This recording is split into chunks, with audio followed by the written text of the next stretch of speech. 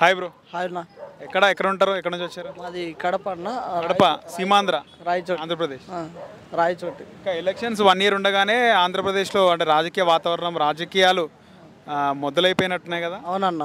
అంటే ప్రచారం అన్అఫీషియల్గా అటు లోకేష్ పాదయాత్ర ఇటు జనసేన వారాహి యాత్ర ఎట్లా? అవును, జనసేన వారాహి యాత్ర అయితే పెద్ద జోక్ అన్న. అది ఆంధ్రప్రదేశ్లో ఎవరైనా స్టెబిలిటీ లేని నాయకుడు ఎవరైనా ఉన్నాడంటే అది ఒక పవన్ కళ్యాణ్ మాత్రమే. పవన్ కళ్యాణ్ సినిమాల్లోకి పనికిరాడు. చాలామంది సినిమాల్లోకి పనికొస్తాడని అంటారు, సినిమాల్లోకి పనికిరాడు. అట్ ది సేమ్ రాజకీయాలకు కూడా సూట్ అవ్వడు. ఎందుకంటే స్టెబిలిటీ లేని నాయకుడు నీకే ఒక స్టెబిలిటీ లేకపోతే నిన్ను నమ్ముకున్న జనాలకి ఏం న్యాయం చేయగలుగుతావు? నిన్ను నమ్ముకొని ఎవరు లీడర్స్ వస్తారు? కాబట్టి పవన్ కళ్యాణ్ అనేవాడు ఎప్పటికీ ఏపీలోను తెలంగాణలోను ఎక్కడ స్టాండ్ అవ్వలేడు, పొలిటికల్గా ఎదగలేదు. ఏం లేదంటారు స్టేబిలిటీ ఎట్లా ఏ విధంగా లేదంటారు? మీరు చూసుకుంటే 2014లో బీజేపీ అన్నాడు, మోడీ అన్నాడు, మోడీ దేవుడు అన్నాడు, కాంగ్రెస్ హటావ్ అన్నాడు. తర్వాత ఏమన్నాడు, పాచిపోయిన లడ్లు అన్నాడు, బీజేపీ ఇచ్చింది. ఇప్పుడు మళ్ళీ బీజేపీతోనే పొత్తు పెట్టుకున్నాడు. ఇది చాలాదా? ఎగ్జాంపుల్తో ఇంకా పోలేదు అనుకుంటా. పోలేదు, ఆల్రెడీ పొత్తులో ఉన్నాడు. ఇప్పుడు లేడు కదా, పొత్తులో లేడు. పొత్తులో ఉన్నాడు అన్న, మీరు కావాలంటే కనుక్కోండి. ఉన్నాడంటారు పొత్తులో. ఉన్నారు. మరి ఇప్పుడు నువ్వు 5 సంవత్సరాలని 3 స్టాండ్లు మార్చావంటే మరి నీకు స్టెబిలిటీ ఉన్నట్ట లేనట్ట? ఇప్పుడు ఆయన ఎవరితో పొత్తులు లేడు, టీడీపీతో ట్రావెల్ అవుతాను అన్నట్టు ఇండైరెక్ట్గా మాట్లాడడం జరిగిందని. అవును, 2014లో వాళ్ళిద్దరిని తిట్టే కదా నువ్వు 2019లో ఒంటరిగా పోటీ చేసినావు. మరి ఇప్పుడు వాళ్ళతోనే కలుస్తున్నావు అంటే అర్థమైంది. అంటే నువ్వు అప్పుడు చెప్పింది అబద్ధం అన్నా లేదా? ప్రభుత్వ వ్యతిరేక ఓటు నేను చీలనివ్వను, జగన్మోహన్ రెడ్డి పాలన అంటే జగన్మోహన్ రెడ్డి వైసీపీ మళ్ళీ అధికారంలోకి రావద్దంటే చీలనివ్వద్దు వ్యతిరేక ఓటు అంటున్నారు. ప్రభుత్వ వ్యతిరేకత ఉంటే కదన్న పవన్ కళ్యాణ్ చీలనివ్వడానికి చీలనిచ్చకపోవడానికి. ప్రభుత్వ వ్యతిరేకత అనేది లేదు.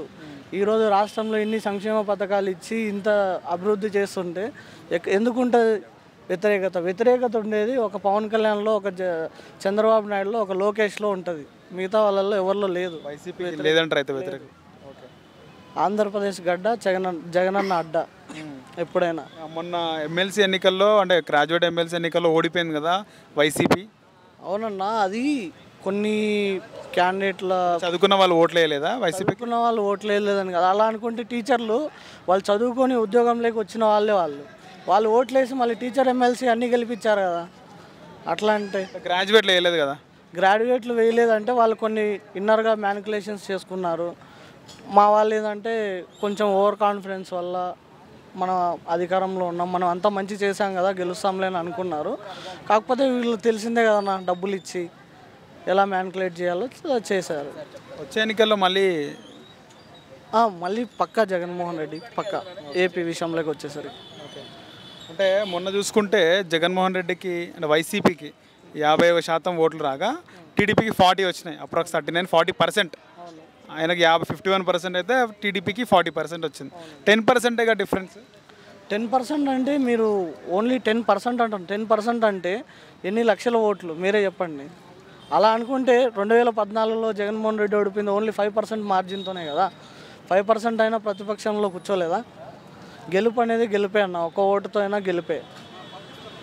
ఓడిపోయినోడు ఎప్పుడైనా ఒక ఓటుతో ఓడిపోయినా ఓటమే. అది దాన్ని మనం కంపేర్ చేయలేం కదా. జగన్మోహన్ రెడ్డి కావాలనే పవన్ కళ్యాణ్ టీడీపీతో కలిస్తే ఓడిపోతానని చెప్పి పోసాని కృష్ణమురళి లాంటి వాళ్ళతో చాలామందితో మాట్లాడిస్తున్నారు అంటున్నారు. జగన్మోహన్ రెడ్డి అనేవాడు ఎవరితో మాట్లాడించాడు? ఫస్ట్ ఆయనే మాట్లాడాడు ఎక్కువ. ఎందుకంటే అతని సైలెన్స్ ఒక సమాధానం అన్నమాట.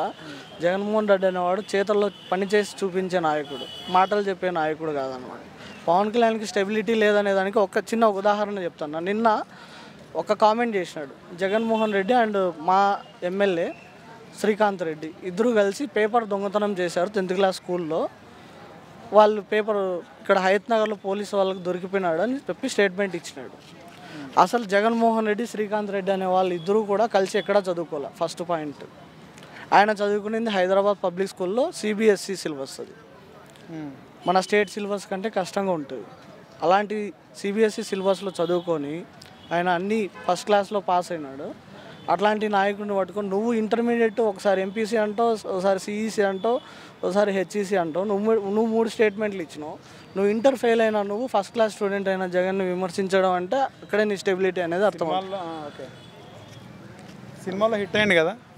సినిమాల్లో ఎక్కడ హిట్ అయినాడు అన్న, అప్పుడెప్పుడో నేను పుట్టకముందు ఒక సినిమా హిట్ అయితే దానివల్ల కొంతమంది ఫ్యాన్స్ వస్తే అదే సినిమాలు కొంతమంది అంటారు ఫ్యాన్స్, అంతే కదా. చాలా మంది అంటారు అంటే పవన్ కళ్యాణ్ సరే మరి ఫ్యాన్స్ అందరూ ఉన్నప్పుడు గెలవాలి కదా, కనీసం నువ్వు ఎమ్మెల్యేగానే గెలిచలేదంటే. ఫ్యాన్స్ కూడా చెప్పారు కదా, అంటే మేము అభిమానిస్తాం నిన్ను కానీ ఓటు మాత్రం జగన్ గారికి చాలా మంది చెప్పారు. ఓటు వేయరంటే మళ్ళీ దానికి కారణం ఏంది? నీలో స్టెబిలిటీ లేదనే కదా, నీలో సత్తా లేదనే కదా ఓటు వేయండి. ఒకవేళ నీలో కన్నా దమ్ము ఉంటే ఎందుకు వేరు ఓటు నీకు? మాట్లాడితే కాపులందరూ ఒకటి కావాలంటావు. ఒక కులం ఓట్లు వేస్తే ఎవరన్నా నాయకుడు అవుతాడన్న ఎప్పుడైనా కానీ? అన్ని కులాలు అందరూ కలిసి ప్రజలందరూ ఓటేస్తేనే ఎప్పుడైనా నాయకుడు అవుతాడు, లీడర్ అవుతాడు. నువ్వు కులం పేరుతో మతాల పేరుతో నువ్వు రాజకీయాలు చేసి మిగతా వాళ్ళందరినీ కులం పార్టీ, రెడ్ల పార్టీ, కమ్మ పార్టీ అంటే వాళ్ళది కమ్మ పార్టీనే, నేను కాదన్ను. ఇవాళ జగన్మోహన్ రెడ్డిది రెడ్డి పార్టీ అయితే ఇంతమంది బీసీలు ఎందుకు మంత్రి పదవులు ఇస్తారు? ఇంతమందికి ఎస్సీల వాళ్ళకి ఎందుకు మంత్రి పదవులు ఇస్తారు? అసలు ఉప ముఖ్యమంత్రులు ఎందుకు ఇస్తాడు? 5 మందికి ఇచ్చాడు ఉప ముఖ్యమంత్రులు.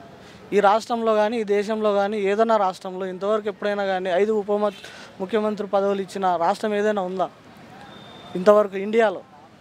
మరి అలాంటి నాయకుడిని నువ్వు విమర్శించేటప్పుడు నీ స్థాయి ఏంది, నా క్యాపబిలిటీ ఏంది, నేను ఇంతవరకు ఎప్పుడైనా సర్పంచ్కి గెలిచానా, ఎంపీటీసీ అయినా లేకపోతే ఎమ్మెల్యే అయినా? డబ్బు పంచలేదు, నేను డబ్బు రాజకీయాలు చేయలేదు. వాస్తవానికి పవన్ కళ్యాణ్ ఎక్కడ అంటే ఓట్లకి బూత్లకు కూడా డబ్బులు ఇచ్చినట్టుగా మనం ఎక్కడ చూడలేదు, అంటే అందరూ వాలంటరీగా చేసినది అన్న. మరి మీరు జగన్మోహన్ రెడ్డి డబ్బులు ఇచ్చినట్టు మీరు చూసారా అన్న? ఆయన అంటున్నారు కదా పవన్ కళ్యాణ్ కామెంట్స్. మళ్ళీ ఎవరు డబ్బులు ఇవ్వలేదన్న, ఎవరు ఇచ్చారు? టీడీపీ వాళ్ళు ఇచ్చారేమో. నువ్వు డబ్బులు పంచవు, నీకే డబ్బులు కావాలి కదా, నువ్వే ప్యాకేజ్ తీసుకుంటావు, ఇంకా నువ్వెందుకు పంచుతావు పక్కన వాళ్ళకి? సో డబ్బులు లేనిది గెలవరంటారు. డబ్బులు లేని గెలవరని నేను చెప్పట్లేదన్న. పవన్ కళ్యాణ్ డబ్బులు పంచలేదంటే పవన్ కళ్యాణ్కే డబ్బులు కావాలా, ప్యాకేజ్ తీసుకుంటాడు. అట్లాంటిది పవన్ కళ్యాణ్ ఎందుకు పంచుతాడు? ఇంకా ఉంటే జనాల దగ్గర తింటాడు తప్ప. అది మొత్తానికి మళ్ళీ వైసీపీ వస్తుంది అంట. 100% పక్కా అన్న, వైసీపీనే వస్తుంది. Thank you.